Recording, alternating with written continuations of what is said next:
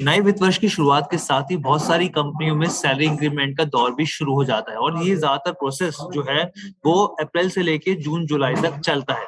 और ऐसे में बड़ी हुई सैलरी जब आपके बैंक अकाउंट में आती है तो आपको बहुत अच्छा लगता है, लेकिन जब उसके ऊपर टैक्स की कैंची चलती है तो दुख भी बहुत ज्यादा होता है। तो ऐसे में हम लेकर आए हैं आपके लिए एक खास वीडियो कि अगर आपकी सैलरी बढ़े तो उस पर आप कैसे ज्यादा से ज्यादा टैक्स बचा पाए। नमस्कार, मैं हूं हर्ष वर्मा, आप देख रहे हैं बिजनेस टुडे और मेरे साथ एक बहुत ही जानी मानी खास मेहमान गौरी चड्ढा जी। गौरी जी, आपका बहुत बहुत स्वागत है बिजनेस टुडे पर। तो मैम, सबसे पहला मेरा सवाल आपसे यही है कि अब इंक्रीमेंट का दौर जो चल रहा है, सैलरी भी बढ़ रही है, एरियर भी मिल रहे हैं, यहाँ तक कि जो लीव एनकैशमेंट होता है, ग्रेचुइटी, हर तरह की चीजें एक एम्प्लॉयर को दी जाती है कंपनी की ओर से। तो ऐसे में क्या इन पर टैक्स लगता है? सबसे पहले आप मैम ये बताइए। देखिए, जहाँ तक आपने बात की एरियर्स की, लीव एनकैशमेंट की और ग्रेचुइटी की, तो जैसे एरियर्स आपको मिले, रेट्रोस्पेक्टिव इफेक्ट से आपको सैलरी आपकी बढ़ गई तो आपको सडनली काफी सारी सैलरी मिल जाएगी जो आपकी टैक्सेबल होनी चाहिए थी पिछले सालों में।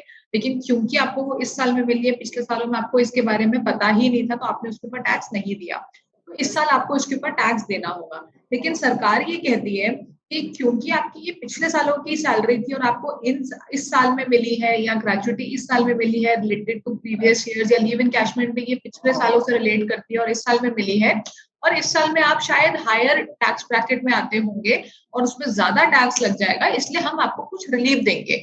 सेक्शन 89 में ये रिलीफ दिया गया है कि आप अपनी सैलरी इस तरह से कैलकुलेट कीजिए कि आपको हम एक रिलीफ दे देंगे, जिस रिलीफ के चलते आपके ऊपर जो एक्स्ट्रा लायबिलिटी बन जाती है, क्योंकि वो इस साल में आप टैक्सेबल कर रहे हैं, वो एक्स्ट्रा लायबिलिटी आपकी वेव ऑफ कर देंगे और आपको रिलीफ दे देंगे। तो सेक्शन 89 है इस रिलीफ के लिए। ठीक है मैम, सेक्शन 89 में जो रिलीफ है मैम वो करीब 13,000 रुपए का रिलीफ है। कितने, अगर आप उसके बारे में अगर रोशनी डालना चाहें तो? देखिए, इसमें कोई फिक्स्ड अमाउंट नहीं है, इसमें एक कैलकुलेशन करनी होती है। तो जितने एम्प्लॉइज हैं, जिनको एरियर्स मिले हैं, उनको एक कैलकुलेशन करनी होगी। पहले उनको अपना इस साल में उनका कितना टैक्स बनता है एरियर्स को इंक्लूड करके वो टैक्स निकालना होगा। फिर उनको अच्छा। उस हर साल में टैक्स निकालना होगा जिस जिस साल का वो एरियर रिलेट करता है। तो अच्छा। जो एडिशनल टैक्स उनका इस साल में आएगा, माइनस जो उनका टैक्स एक्चुअल में पिछले सालों में बनता था उसको माइनस करेंगे, तो जो बैलेंस अमाउंट आएगा वो आपका रिलीफ हो जाएगा। यानी कि जो टैक्स आपका एक्स्ट्रा बना, क्योंकि आपकी सैलरी हम इस साल में टैक्सेबल कर रहे हैं, वो सारा का सारा आपको रिलीफ में मिल जाएगा। इसकी कैलकुलेशन थोड़ी सी मुश्किल होती है, बट अगर ध्यान से की जाए तो आपको रिलीफ ठीक ठाक मिल सकता है, अच्छा खासा रिलीफ मिल सकता है। कई लोगों को इसकी जानकारी नहीं है तो वो उसी साल में अपना अमाउंट ऐड कर देते हैं सैलरी में और टैक्स पे कर देते हैं, जबकि वो इस रिलीफ को आसानी से क्लेम कर सकते हैं। ठीक है मैम, तो क्या मैम इसका जो कैलकुलेशन थोड़ा सा और आप अच्छे से अगर समझा पाएंगी कि किस तरीके से इसका कैलकुलेशन किया जाता है?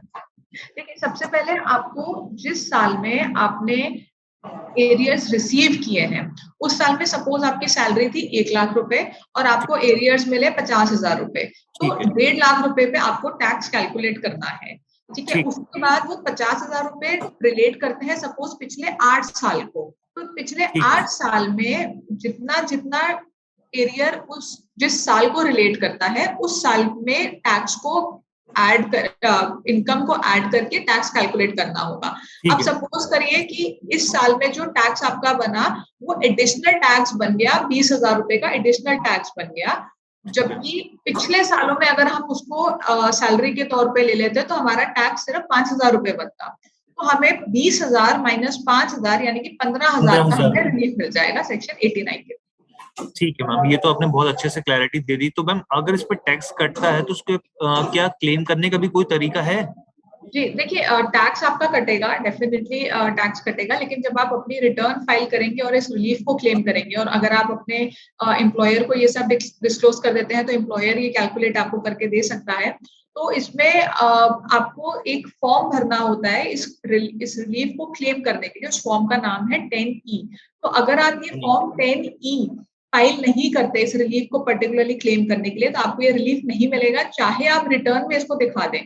तो सिर्फ अच्छा। रिटर्न में दिखाना जरूरी नहीं है, ये फॉर्म 10E भरना भी बहुत जरूरी है।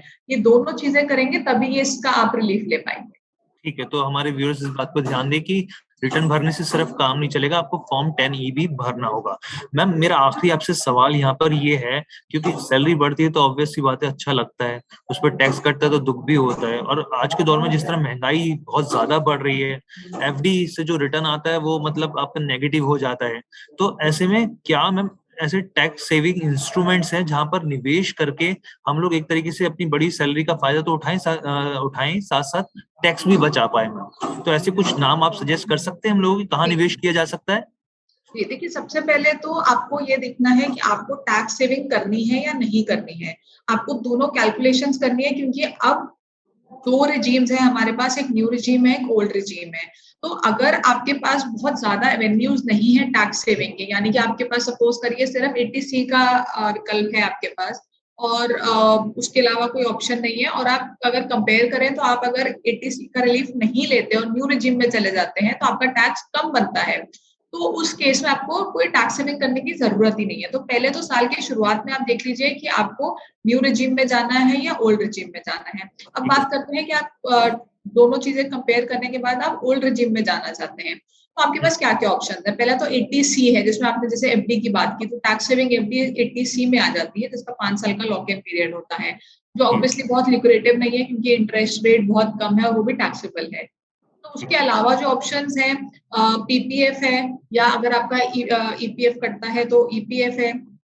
साथ ही यूलिप ले सकते हैं, जो again it's not advisable, but ELSS है जो हाईली एडवाइजेबल विकल्प है। ईएलएसएस में अच्छा आप विकल्प इन्वेस्ट है कर मैम ये सकते से। हैं। इसके अलावा आप कुछ खर्चे होते हैं जो आप 80C में ले सकते हैं, जैसे बच्चों की ट्यूशन फीस होती है वो 80C में आ जाती है। हाउसिंग लोन लिया है तो उसका जो प्रिंसिपल कंपोनेंट है वो 80C में आ जाता है, और अगर आपने को हाउसिंग लोन लिया है तो उसका जो इंटरेस्ट आप पे कर रहे हैं वो सेक्शन 24 में अलग से आपको मिलता है। सेल्फ ऑक्यूपाइड हाउस में 2 लाख और लेट आउट हाउस के केस में अनलिमिटेड अमाउंट। लिमिटेड इसके अलावा अमाउंट। ईटीडी मेडिक्लेम का जो सेक्शन होता है, ये आपको जरूर क्लेम करना चाहिए, क्योंकि मेडिक्लेम लेना बहुत जरूरी ऑप्शन है। मतलब आपको आपके पास होना चाहिए मेडिक्लेम।